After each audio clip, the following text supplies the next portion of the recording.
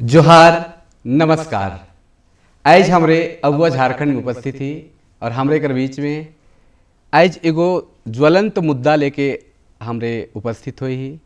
एखन कर जे परिवेश है, आधुनिकता कर जे परिवेश है, ओहे सबके लेके उपस्थित हुई ही। और आज कर विषय है कि बदलते परिवेश में आधुनिक नागपुरी भाषा संस्कृति कर जे चुनौती है, वो विषय पर आज हमरे बात करब। और हमरे कर संगे बात करे के लिए झारखंड कर सुप्रसिद्ध लोक कलाकार, वादक, नर्तक, डायरेक्टर, म्यूजिक कर क्षेत्र में बड़ा नाम और बहुत झारखंड कर कोना कोना, देश विदेश कर कोना कोना में बाजल नाव, हाँ उनकर साइज हमरे रूबरू होअब। और हमरे कर बीच में है नंदलाल नायक जी। सबसे पहले उनके जोहार करत ही। दादा आपने के बहुत बहुत जोहार है। सबकर से पहले हमर बटले मतलब आपने की भी जोहार है और ई कार्यक्रम के देखोया दर्शक मन के भी जमा जमा जो है हमरे कर कार्यक्रम में अपने कर बहुत बहुत स्वागत है, अभिनंदन है। और जे हमरे कर सवाल है, हाँ आज जे विषय के लेके आए हैं कि बदलते जे बदले के लायक है परिवेश, और ये परिवेश में भाषा संस्कृति कर बहुत ह्रास हुआ थे, बहुत सारा चुनौती है। अपने बट से एक दो चुनौती ऐसा जो भाषा संस्कृति में बहुत ज़्यादा बढ़ जाए, कैसे के बदलल जा सकेला? देखो सबकर से पहले तो चुनौती जैसा शब्द है नहीं, शब्द के मतलब का रंग से डिस्क्राइब करब। चुनौती तो हर चीज़ में है। बथा कहाँ नखे, मुड़ बथा है, गुड़ बथा है, पेट बथा है, सब तरह कर बथा है ज़िंदगी में। अरे बथा कर इलाज भी है, जानी ला कि मुड़ बथा है तो काले मुड़ बथा है। लेकिन जहाँ तक आज कर जिस सब्जेक्ट के बारे में हमरे बात करत थी, बहुत इम्पोर्टेंट सब्जेक्ट है। इकर में हम यह कहे चाहब कि माय माटी भाषा और संस्कृति है तो हम ही, और नहीं तो कोनो नहीं। बिल्कुल बिल्कुल। माय माटी और भाषा कोई भी आदमी के जड़ से जुड़ेल, अगर वो नहीं रही तो आदमी एकदम पूरी तरह से ख़त्म हो जाए।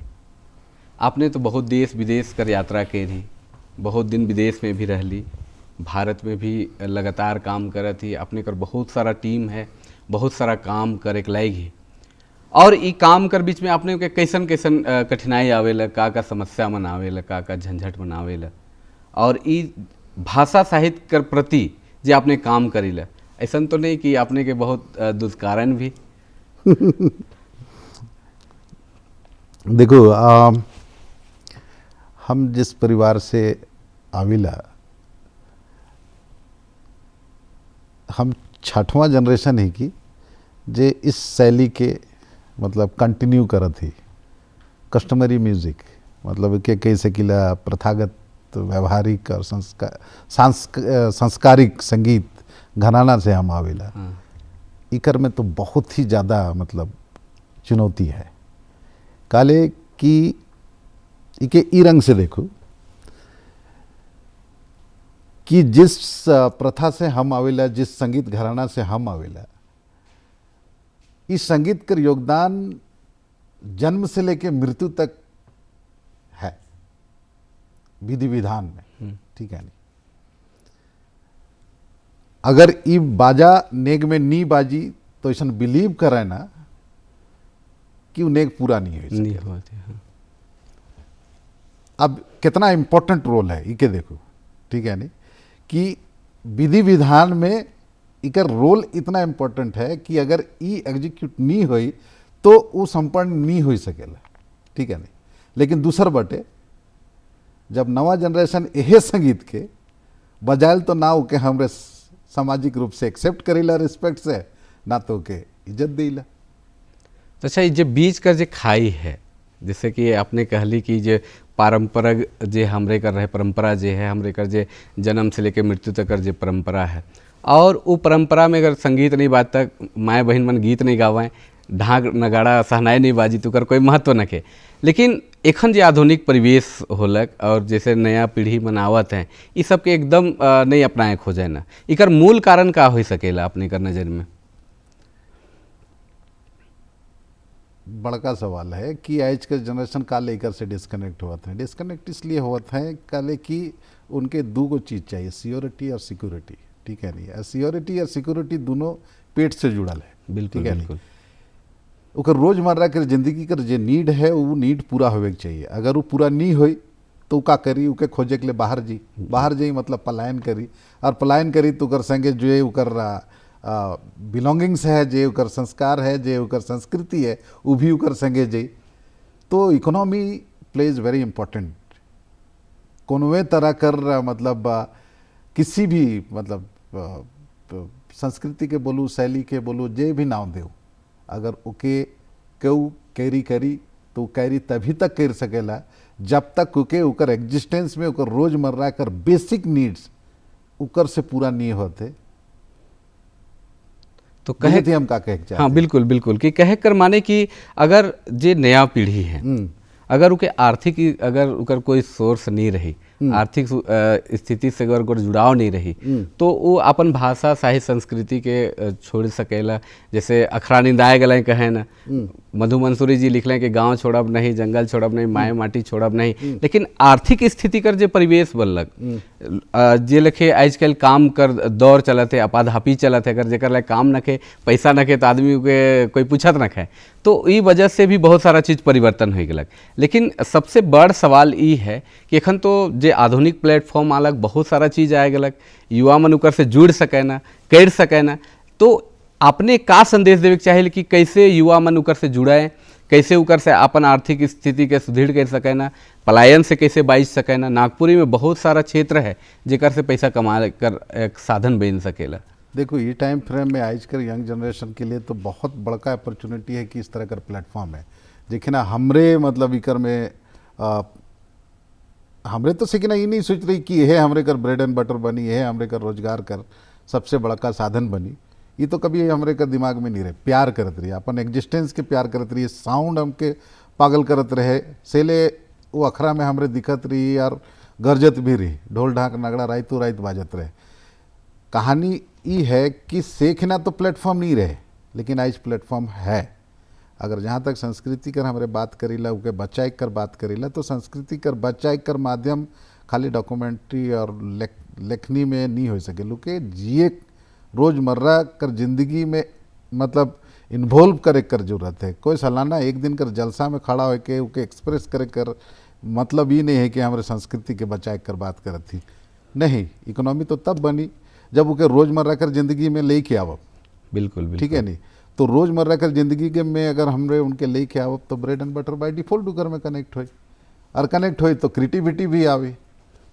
आज का हुआ थे कि आज ये माध्यम तो है, प्लेटफॉर्म तो है जहाँ पे अपने एक्सप्रेस कर सके ना, लेकिन ऑडियंस के कोनवे तरह से अट्रैक्ट करे ले कोनवे भी कर देवत है, शिकर से भी हमरे के बात चेक है।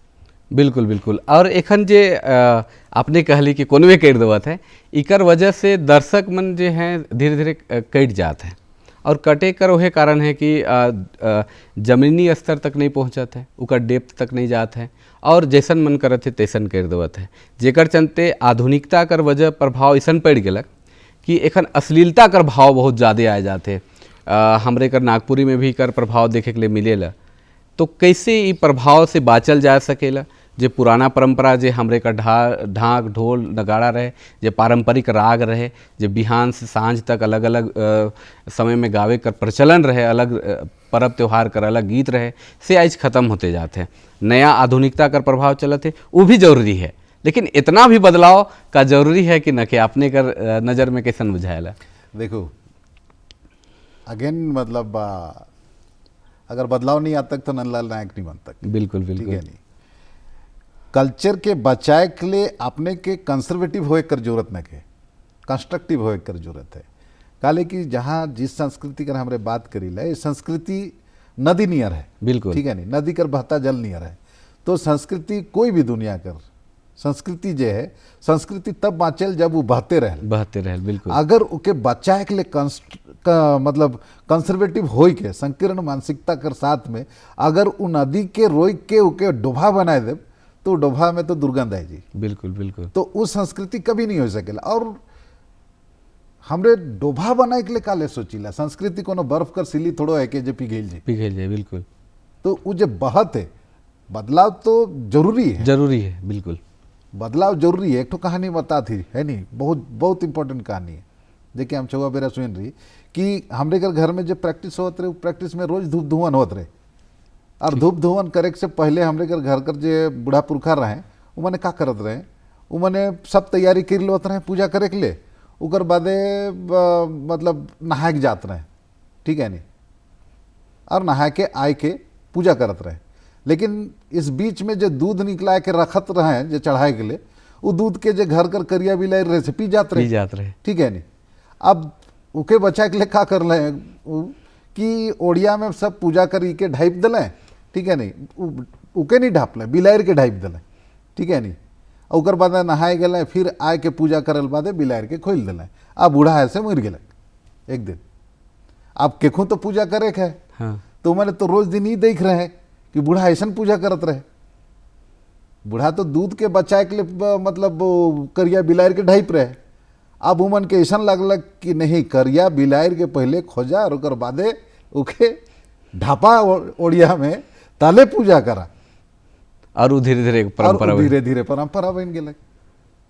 तब परंपरा में बदलाव होवेल, बिल्कुल, अगर वो डिस्ट्रक्टिव नहीं है तो, और अगर डिस्ट्रक्टिव नहीं है तो आप उसको स्वीकार कीजिए, और स्वीकार करेंगे तो वो उसका प्रचार प्रसार और बढ़ेगा। एखन सबसे बड़ समस्या हमरे कर जे नागपुरी समाज में है, नागपुरी भाषा में जे है, यहाँ कर खास करके झारखंड में देखल जाए कि नागपुरी राजवंश कर भाषा रही है, नागपुरी नागवंशी राज परिवार कर भाषा रहे, यहाँ कर राज भाषा रहे। झारखंड बनलक और झारखंड आंदोलन में नागपुरी का बहुत बड़ा योगदान है। यहाँ कर कवि लेखक मन एक से लेख बात कही हैं, और नागपुरी का बहुत योगदान है झारखंड आंदोलन चाहे स्वतंत्रता आंदोलन हर सेक्टर में देखल जाए।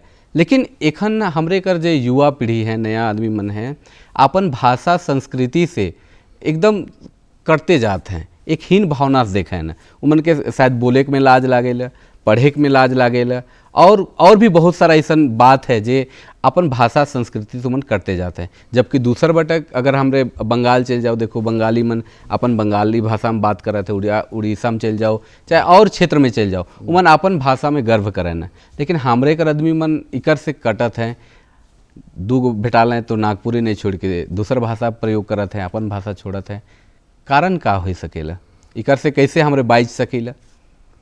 देखो ई कोनो ऐसा बीमारी तो नखे कि कर ले कोनो टेबलेट खाब और बीमारी खत्म हो जाए। बिल्कुल बिल्कुल, ई प्राउड करे कर बात है अपने आप के, ठीक है नहीं। अपन एग्जिस्टेंस जे है से कि अगर आपने प्राउड करब, प्यार करब, ओकर से लगाव रखब, तो दुनिया कर कोइयो कोना चल जाब अपने के लाज नहीं लगे। बिल्कुल बिल्कुल। और कहे ना कि मतलब अगर जड़ है तो गछ मजबूत है, और जड़े नखे तो गछ कर का मतलब है।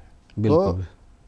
हु are you, this is the question for our generation who is getting disconnected from this, कि आप हो कौन। अगर आप ये हो तो फिर सर्टिफिकेट में हो, हाँ बिल्कुल, व्यवहारिक में नहीं है, नहीं हो तो इसको व्यवहारिक में लाना पड़ेगा। और व्यवहारिक में लाने के लिए क्या करना पड़ेगा? प्यार करना पड़ेगा। जी बिल्कुल, तो खुद को प्यार करो ना। देखी ले जैसे हमरे कर पुरखा मन में डॉक्टर रामदयाल मुंडा जे नाची से बाची कहलें, हमरे कर पुरखा मन कर कहावत भी रहे, सेन गे सुसुन काजी गे दुरंग, ओहे लखे इकना बिन दोकना कत्था बिन डंडी, इस तरह कर बात रहे। आपने भी लगभग कई गो देश में घूम ली, बहुत लगभग 20 साल 18-20 साल बाहरे रह ली, अंग्रेजी माहौल में रह ली, विदेशी माहौल में रह ली। लेकिन फिर वापस झारखंड में आए के बहुत सारा फिल्म में काम कर ली, बहुत सारा अपने का टीम के साथ बहुत सारा नगाड़ा बजाए वाले भरल रहे ना, कोई भी कार्यक्रम में देखी ले, अपने आप में प्राउड फील होल कि हमरे कर आदमी मन इतने आगे जाते हैं। लेकिन एखन जे जनरेशन है, एखन जे सबसे बड़ समस्या आवेला कि हमरे अंग्रेजी माध्यम में चल जाती, भले अंग्रेज मन तो आज़ाद कर दिले हमरे के, लेकिन मानसिकता एखन भी हमरे कर अपन भाषा संस्कृति में वो नहीं देखे के लिए मिलेला जे रहे के रहे। जैसे बाबा मन कर देखी ला, मुकुंद नायक हो गए, चाहे पद्मश्री मधु मंसूरी हंसमुख हो गए, बाबा गिरधारी राम गंजू गिरिराज हो गए, जे अपन जीवन अपन भाषा साहित्य संस्कृति ले नेछावर कर दिलें, और भारत सरकार उन के सम्मान भी दिलें। उमन प्राउड करत रहें, एक रास्ता दिखा लें लेकिन एखन जे बीच कर जे समय आए गलक इसन कि वो रास्ता लागे कि कहीं बंद तो नहीं हुआ थे, और अगर बंद हुआ थे तो कर खुले कर का रास्ता है, और नहीं बंद हुई है तो बढ़े कैसे? और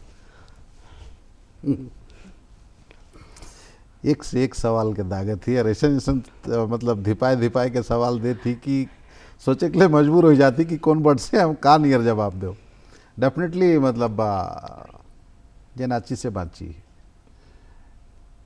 सिंगी सुसुमका जी की दोनों की जैसन कहली कि जहाँ चले नृत्य बोले संगीत है, गीत है, गीत है, वो टाइम फ्रेम में बहुत बढ़िया रहे।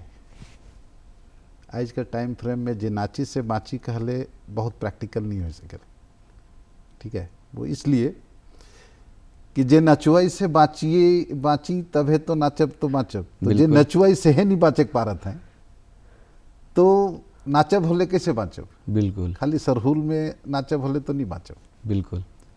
तो सीजनल नाचले नहीं बाचब। बुझे दिया जोर का? बिल्कुल बिल्कुल, बहुत जबरदस्त सवाल के आपने दाएगी। बिल्कुल। लेकिन हम उकर में बहुत ज़्यादा डेप्थ में अखन नहीं जाब, हम दूसर बढ़े जाती कि यस 18 साल हम अमेरिका में रहली, विश्व कर कोना कोना गेली, 100 से अधिक कंट्री गेली, और यह भाषा में वही स्टाइल कर ढोल के हम बजा के पूरा दुनिया में राइज कर ली, एक तो नाम के बना ली। बिल्कुल। मतलब गोदना के गोदवाए दिली हाँ, सब हाँ। बटे। लेकिन जब हम अकेले खड़ा हो के देख ली और जब हमके हमर बारे पूछे के शुरू कर ले दुनिया, और जब हम अपन एग्जिस्टेंस के बारे में बात करे के लागली दुनिया से, तो हमको पते नहीं लागल कि हम बहुत आगे निकल जा रही छोड़ के। अच्छा, बिल्कुल। ठीक है नहीं, पीछे देख ली तो हमार पीछे तो कोई दूसरा नंदलाल नायक नहीं रहे। तब डेफिनेटली आज तो दुईगो बाबा नहीं है, पद्मश्री डॉक्टर रामदयाल मुंडा, चाहे पद्मश्री मुकुंद नायक, चाहे पद्मश्री मधुमनश्री हसमुख बाबा, चाहे पद्मश्री गिरिराज बाबा। ईमन का टाइम फ्रेम में वो प्यार रहे, वो रस रहे और वो जुनून रहे, ठीक है नहीं। लेकिन इनकर बाद में कोई दूसरा जनरेशन कर हमरे कर जे मतलब टाइम फ्रेम रहे, वो टाइम फ्रेम में कोई वो पिलर नहीं बने पार ले। क्यों? इसलिए कि उनके चैलेंज हो गलक अपन एग्जिस्टेंस से। बिल्कुल। कि उकर जो जरूरत है, वो जरूरत अगर ई जुनून से नहीं भेटाई तो फिर उनकर जिंदगी तो नरक बन जाए, नरक बन जाए। कि स्मार्ट एजुकेशन सिस्टम भी तब तक ढुक चुके रहे। हाँ बिल्कुल बिल्कुल, ठीक है ना, हर चीज डिजिटलाइज हो शुरू हो जा रहे, बुझली। हाँ बिल्कुल। तो बिल्कुल। उस टाइम फ्रेम में फिट होने के लिए उन्होंने इस सिस्टम के अडप्ट करते हैं कि फिर वह डुबुक डुबा के अडप्ट करते हैं। जी बिल्कुल। अगर डुबुक डुबा में वो रिसोर्सेज अगर उमन कर साथ में जुड़ल रहता तो डेफिनेटली उके कैरी करके आगे बढ़ता है। हाँ। तो ये चीज मोके फोर्स करलक कि आई हैव टू मतलब बैक गियर लगा के immediately I have to land to my land.